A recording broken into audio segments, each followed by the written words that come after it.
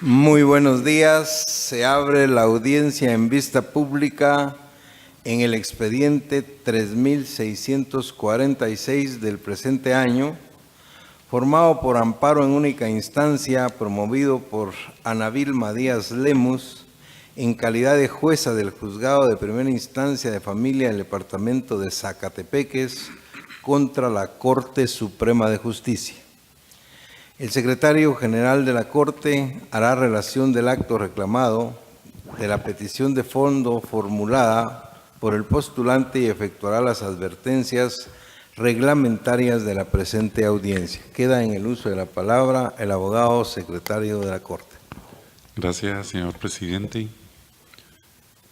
La profesional del derecho que promovió el amparo señaló como acto reclamado la resolución de fecha 28 de junio de 2017, dictada dentro del expediente de diligencias de antejuicio identificado con el número 283-2016, por la cual declaró con lugar el antejuicio promovido en su contra y por ende que da lugar a formación de causa. Con base en los argumentos de hecho y de derecho que quedaron contenidos en el escrito originario de la acción, quien la promueve solicita que, examinados por el Tribunal de Amparo, los hechos, pruebas, actuaciones y todo aquello que formal, real y objetivamente resulte pertinente para acoger la pretensión ahora ejercitada, se declare 1. Con lugar el amparo solicitado y como consecuencia se le otorgue en definitiva el amparo instado. 2. Dejar en suspenso definitivamente en cuanto a la reclamante la resolución que constituye el acto reclamado. 3. Como consecuencia y para los efectos positivos del amparo, se le ordena a la autoridad impugnada que dicte resolución que legalmente corresponde, declarando sin lugar el antejuicio promovido en su contra. 4. Se conviene a la autoridad impugnada para que, en el plazo que se le fije judicialmente, dé exacto cumplimiento a lo resuelto, bajo apercibimiento de que, en caso contrario, se le impondrá la multa de 4,000 quetzales a cada magistrado, sin perjuicio de las responsabilidades civiles y penales en que pudieran incurrir por el incumplimiento a lo ordenado. 5. Se dicte cualquier otra disposición constitucional que tienda a la pronta y efectiva protección de sus derechos constitucionales y legales violados. Y 6. Se pronuncie sobre la condena en costas.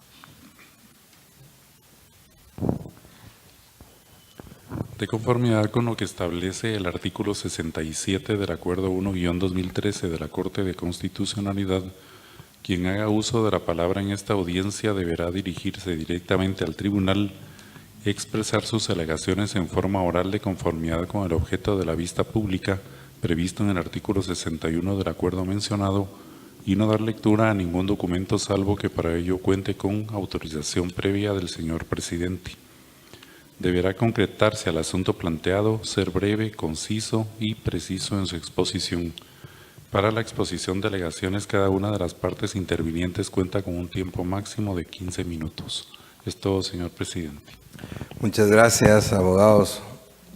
Secretario, en tal virtud pueden hacer uso de la palabra en la presente audiencia la solicitante del amparo y requiriente de la vista pública, Ana Vilma Díaz Lemus, en calidad de jueza del Juzgado de Primera Instancia de Familia del Departamento de Zacatepeques, por medio de el abogado Ovidio Otoniel Orellana Marroquín, quien la auxilia.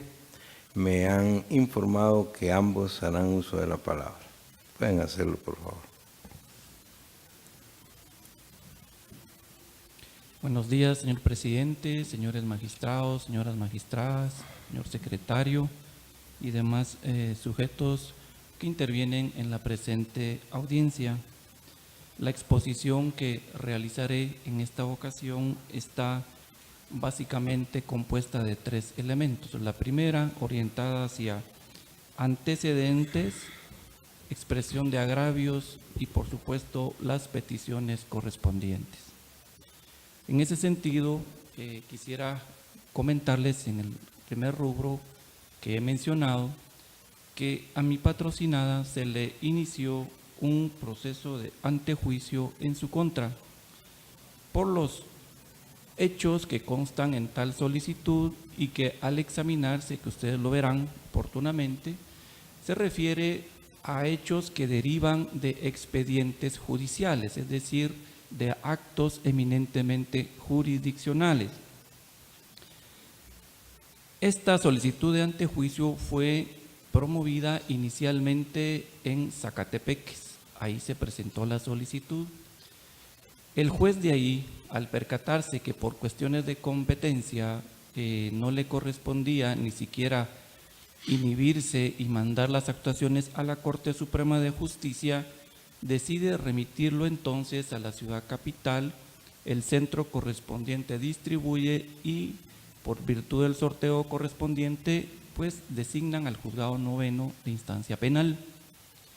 Este juzgado se inhibe de conocer, remite las actuaciones a la Corte Suprema de Justicia para que ésta venga y decida también si admite a trámite tal antejuicio y nombrar el correspondiente juez pesquisidor. De lo que les he relatado hasta este momento, déjenme decirles, señores magistrados, y así consta en el expediente de amparo, que ninguna de esas actuaciones fue debidamente notificada a mi patrocinada. Es decir, ella no fue notificada de lo que resolvió el juez en Zacatepeques, no fue notificada de lo que resolvió el juzgado noveno, no fue notificada de lo que resolvió la Corte Suprema de Justicia, admitiendo a trámite tal antejuicio y designando juez pesquisidora. Ella no tuvo no solo la noticia correspondiente en relación a ello, sino que por ende tampoco tuvo la oportunidad de conocer de qué se trataban esas diligencias, menos de poder defenderse, porque esas decisiones emitidas precedentemente pues eran susceptibles de ser impugnadas en todo caso por los medios que corresponde. Pero ella no lo pudo hacer simple y sencillamente porque no fue notificada. Mi patrocinada tiene conocimiento de tal proceso formalmente hasta que la juez pesquisidora la cita para que llegue con ella a manifestarse en torno a esos hechos. Ahí ocurren algunas circunstancias que también merecen ser conocidas por ustedes y que consta en el proceso de amparo. Una de ellas es que antes de la fecha que fue señalada por esta juez pesquisidora para que llegara a mi patrocinada, y en virtud que mi patrocinada desconocía totalmente qué estaba pasando, le solicitó a la juez pesquisidora pues una certificación o una copia completa de ese proceso para poder conocerlo, para poder preparar su defensa y poder presentarse ante ella. Ello no ocurrió así, es decir, la juez pesquisidora en absoluto entregó las copias, en absoluto entregó la certificación y obligó prácticamente a que mi patrocinada llegara con ella sin conocer el proceso. En esa misma audiencia, mi patrocinada le dice a la pesquisidora que no puede declarar, porque no conoce sobre qué le están a ella señalando los hechos delictivos. Lo que le dice la juez pesquisidora, y consta en el proceso, porque hay un acta que ella levantó, en donde le dice a mi patrocinada que ella tiene todo el tiempo del mundo para leer ese día el proceso y que después de eso se defienda. Eso, señores magistrados, es absolutamente violatorio del derecho de defensa, del debido proceso, porque mi patrocinada no podía, y aunque pudiera sentarse desde la hora que llegó ese día que la cita la pesquisidora a leer todo el proceso, en qué momento ella iba a preparar sus medios de prueba para poder descargar cada uno de esos hechos. Era material y legalmente imposible, pero ahí está y así consta. Mi patrocinada mantuvo su postura, eso generó que finalmente no declarara y posteriormente ella se excusara de seguir conociendo en ese proceso. Entonces eso provocó que se designara un nuevo juez pesquisidor. Este juez pesquisidor, actuando ya diríamos un poco más apegado a derecho, entonces extiende o entrega las copias que se le habían solicitado a mi patrocinada antes de la audiencia que él ya había señalado también, permite precisamente que se conozca de qué está siendo acusada mi patrocinada, entonces le permite a ella poder no solo informarse, sino además preparar los medios probatorios que debería de llevar a aquella audiencia. Dentro de las actuaciones que realiza este segundo juez pesquisidor, ustedes van a poder darse cuenta que hay una notificación en donde él notifica todo, lo notifica literalmente lo que hizo el juez de Zacatepeques, juez noveno, Corte Suprema, hasta ahí, función que incluso a él ya ni le correspondía, porque cada órgano debía de notificar. Eso es parte de las violaciones, por ejemplo, al debido proceso en este antejuicio que ha sido verdaderamente marcado por las violaciones en todo el procedimiento en la forma que les he mencionado. Es así entonces, como ya teniendo mi patrocinada ese conocimiento, se presenta con el juez pesquisidor y no solo da los argumentos pertinentes, porque todo se refiere a actos eminentemente jurisdiccionales, sino que ella aporta elementos probatorios que desvanecen uno a uno tales extremos. ¿Por qué? Porque son actuaciones jurisdiccionales y se desvanecían uno a uno conforme las constancias que ella presentaba, dado pues las expresiones de denuncia, en donde, por ejemplo, quien presentó las denuncias decía una cosa y en las actuaciones constaba otra.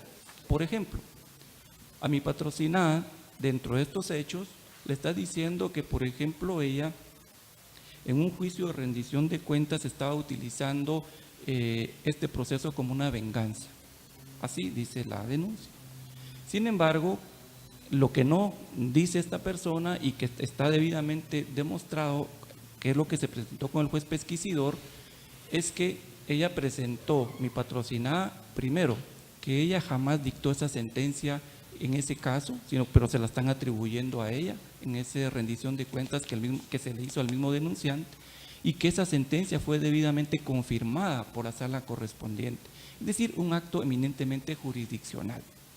Al final, lo que quiero comentarles es de que mi patrocinada desvanece en absoluto uno a uno, como les decía, los hechos delictivos que se le señalaban, y es así como el juez pesquisidor, al emitir su correspondiente recomendación a la Corte Suprema de Justicia, dice que pues no hay absolutamente indicios que permitan poder declarar con lugar el antejuicio, y recomienda precisamente que no se declare con lugar el mismo. Pero eso lo hace él sobre la base de lo que él pudo ver, lo que él pudo percibir y de los elementos de prueba que presentó mi patrocinada. La Corte Suprema de Justicia, que esto ya vamos a hablar entonces del fondo, lo anterior fue forma, ahorita del fondo. La Corte Suprema de Justicia declara con lugar el antejuicio. Y para declararlo con lugar tiene 3 puntos a saber, que lo que ustedes van a denotar es que todos ellos son actos eminentemente jurisdiccionales y por ende susceptibles de ser impugnados por los medios legales y constitucionales que corresponden, pero que jamás pueden constituir algún ilícito penal. Y la Corte dice, miren, por cuestiones de competencia, supuestamente porque mi patrocinada se arrogó competencia que no le correspondía, por vicios en el procedimiento y por haber, dicen ellos, haber suspendido una pensión alimenticia. Estos extremos dichos de la forma en que se los he mencionado no hacen más que denotar actos eminentemente jurisdiccionales. Y es así, como les decía, por ejemplo, en el tema de la suspensión de pensión alimenticia a la que hace alusión la Corte, jamás mi patrocinada le quitó pensión alimenticia a nadie. Lo que hizo mi patrocinada es, en el caso concreto, atendiendo a las circunstancias y a lo que se le había presentado a ella, lo que hizo prácticamente fue modificar la pensión alimenticia. ¿En qué sentido? En que había un menor que tenía fijada una pensión alimenticia en efectivo y en especie. Mi patrocinada lo que hizo fue quitarle o dejar sin efecto la que corresponde a la especie. ¿Por qué razón? Porque ahí se estaba pagando una colegiatura y una vivienda que no se estaba utilizando. ¿Por qué? Porque quedó demostrado, y ahí consta en el proceso, por ejemplo, que el niño no estaba en el país Él estaba fuera del país, se lo había llevado la mamá, el niño no está en Guatemala, entonces ¿por qué el papá iba a estar pagando una pensión en especie que no correspondía? Entonces se quedó vigente la pensión en dinero. Entonces, cosas como esas que al final lo que denota son actos eminentemente jurisdiccionales fueron debidamente desvanecidos. Aquí es donde entra entonces el siguiente agravio que les expongo. Ustedes van a poder revisar detenidamente la decisión de la Corte Suprema de Justicia y lo que van a encontrar es única y exclusivamente una gran violación a la tutela judicial efectiva en los derechos de mi patrocinada. ¿Por qué? Porque no existe en la decisión emitida por la Corte Suprema de Justicia un razonamiento debido sobre cada uno de los elementos de prueba que ella aportó desvaneciendo esos hechos. No hay ningún análisis. Se debió a la Corte Suprema de Justicia razonar debidamente uno a uno tales extremos y decir si fueron o no desvanecidos. Ese extremo no consta. Además, si se hubiera hecho ese razonamiento, ese análisis sobre los medios de prueba que incluso la Corte de Constitucionalidad en anteriores casos ha otorgado amparo, cuyo documento de expediente, cuyo número de expediente consta en la presente acción constitucional, pues ha otorgado amparo en el sentido de que obliga prácticamente a que se razone sobre ello, porque eso es importante para los efectos de una tutela judicial efectiva en la que se le explique por qué sí o por qué no es que se está acogiendo tal pretensión. Pero eso no se queda solo ahí, ante esa ausencia de razonamiento sobre esos elementos probatorios. Si la Corte hubiera hecho ese razonamiento, también hubiera determinado que esto se refiere a actos eminentemente jurisdiccionales. Y el artículo 203 de la Constitución Política de la República es muy claro y dice que todas las actuaciones eminentemente jurisdiccionales únicamente pueden ser revisadas por los órganos competentes según sea la materia y el grado que corresponda. En este caso, si se refería a cuestiones eminentemente jurisdiccionales, lo pertinente era que se impugnara como corresponde, ya sea por la ruta ordinaria o constitucional, que incluso ustedes van a poder ver y advertir en ese proceso, pues quien denunció en algunos casos hizo uso hasta de una forma indebida de recursos, incluido el amparo, y todo ello le fue desfavorable, y en otras ni siquiera hizo uso de los mismos, y con ello lo que permitía era precisamente consentir esos actos jurisdiccionales. Por virtud de lo anterior, tampoco se puede señalar que exista ninguna clase de represalia por mi patrocinada. Ese término no se utiliza en el juzgado, es algo que él ha puesto sobre la mesa. Mi patrocinada es juez, no es ninguna vengadora en ese juzgado, sino que ella tiene que impartir justicia de manera objetiva, pero al caso al que él refiere es un caso en el que ella ni siquiera tomó la decisión, es un caso que fue debidamente confirmado por la sala y es un caso, por demás decirlo, que se presentó posteriormente a los casos concretos que se llevaban y por los que se dio inicio precisamente a la solicitud de antejuicio contra mi patrocinada, de manera que decir que hay una represalia o que hay actos que no corresponden no tiene ninguna coherencia ni ningún sentido. Por virtud de lo anterior, señores magistrados, con el debido respeto, pues se les solicita a ustedes que hagan el debido análisis sobre los puntos objeto de la presente audiencia, de los agravios expuestos, y que al resolver ustedes declaren con lugar el amparo que fue promovido y como consecuencia se hagan las consiguientes declaraciones de rigor tal como fuera solicitado oportunamente a esta Corte. Únicamente, muchas gracias. Les informo que el tiempo está concluyendo, sin embargo le vamos a dar 3 minutos a la jueza Díaz Lemos para que haga su exposición, por favor. Muchas gracias. Muy buenos días, honorable jurado que me escucha. Para ser breve, en honor a la verdad, quiero en primer lugar indicarles, corrigiendo algo de lo que dijo el abogado, es de que la primera resolución en la cual se inhibe el juez penal de Antigua Guatemala y que se cursaba a Guatemala, eso fue lo único que se me había notificado, que tenía un antejuicio y que se inhibía de conocer qué pasaba. Y de ahí todo lo demás estamos en lo correcto. En cuanto a la pensión alimenticia a la que se refiere, esta pensión no la modifiqué como se indicó.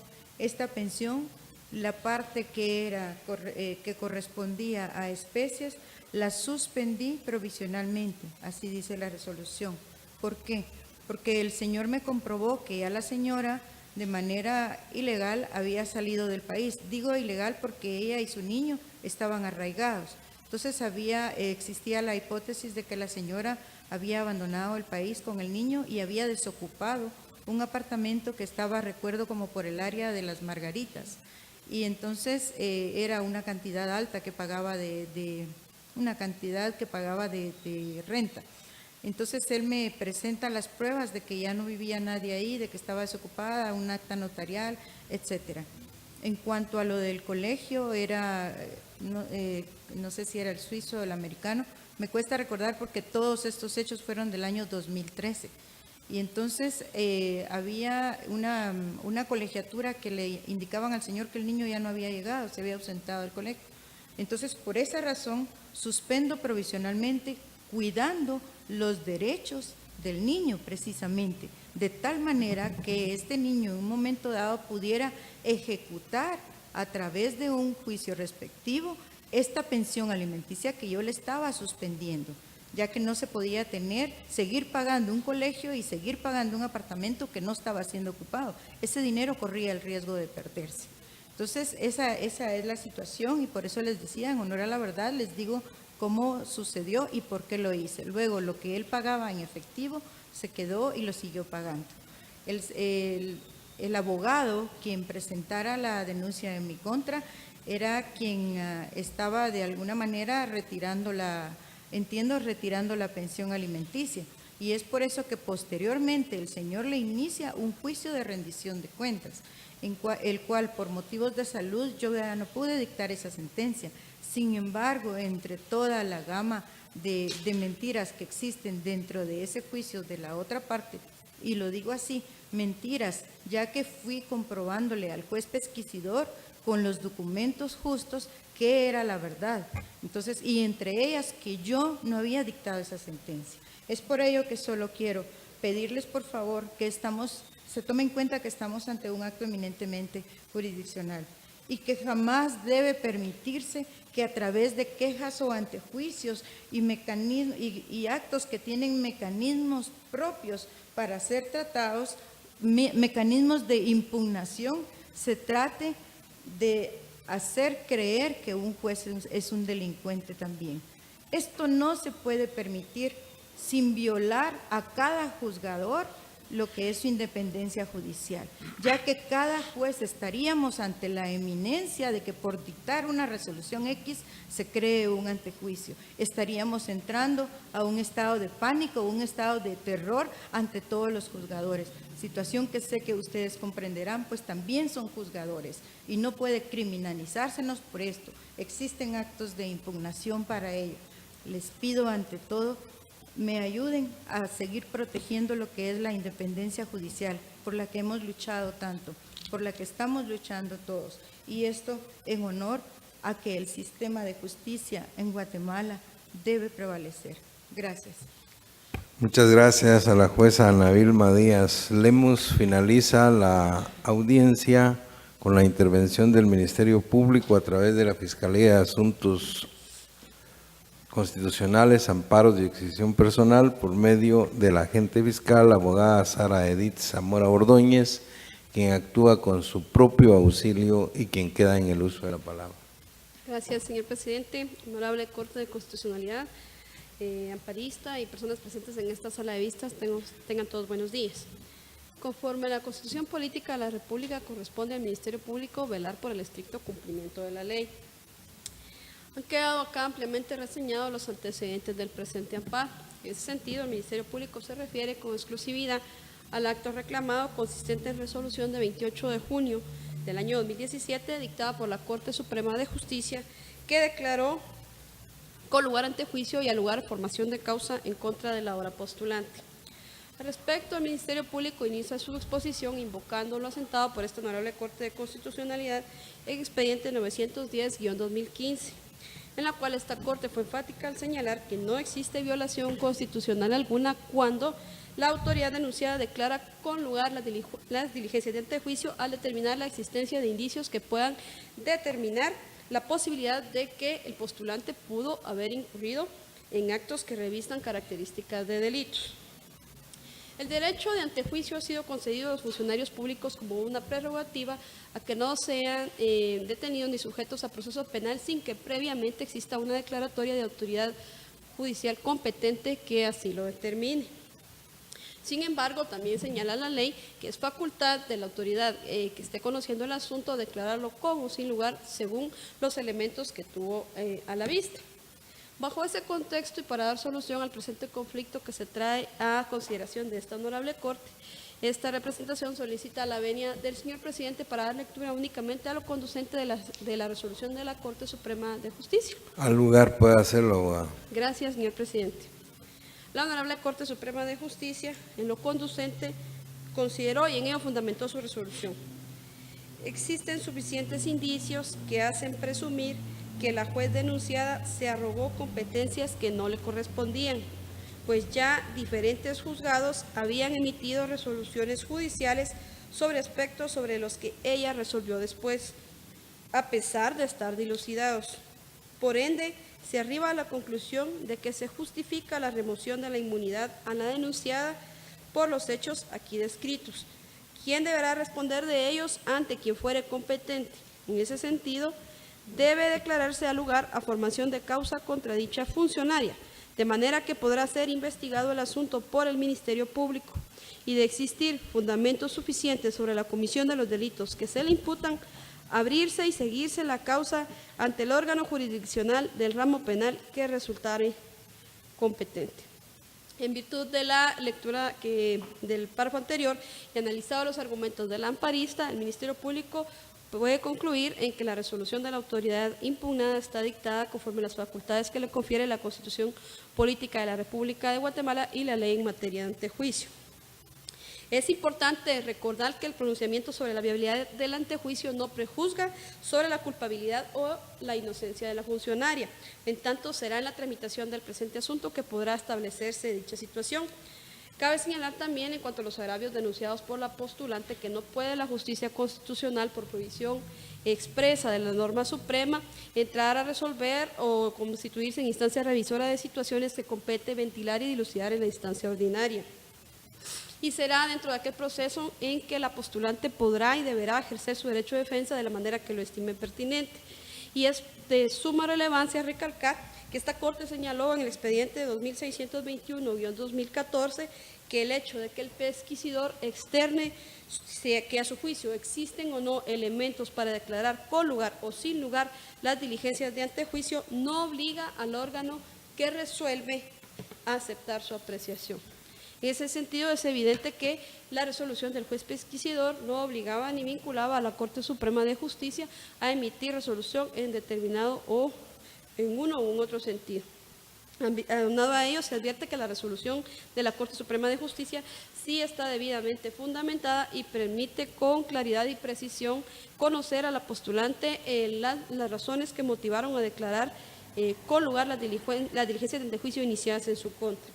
En ese sentido, por todo lo anterior, concluye el Ministerio Público que no existe agravio de relevancia constitucional que amerite el otorgamiento de la protección constitucional que solicita por cuanto se ha observado el debido proceso y, como señalé, se ha emitido una resolución debidamente fundamentada dentro del margen de las competencias que competen a la autoridad impugnada y conforme a las leyes aplicables. De esa cuenta, se solicita que al dictar sentencia esta honorable Corte de Constitucionalidad deniegue el amparo promovido por improcedente y que se emitan las restantes declaraciones que en derecho corresponden conforme lo establece la ley de la materia. Muchas gracias. Muchas gracias, abogada Zamora Ordóñez. Se clausura la presente audiencia. Buen día.